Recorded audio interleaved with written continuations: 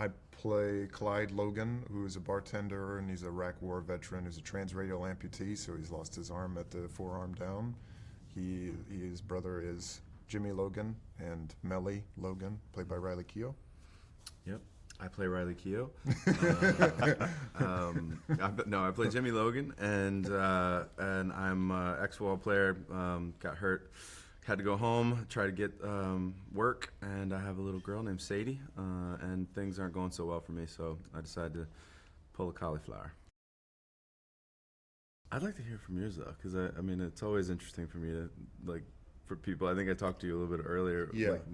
Right when we first started. It was an adjustment at first because I've never worked on a set that was like that, where it was very much like first impulses, because there's, I was saying this before, the momentum that he creates on set, because normally the conversations that he's having, or that you would have on a traditional set with like a DP or, the cinematographer, lighting everything, he's having with himself because he's doing all those jobs. So he's walking around, and everyone's kind of like, what's he gonna do? We were talking about this last night also, and he'll stop, and everyone kind of huddles around, and like that's where it's gonna be, and then he'll pick up the camera and put it down, and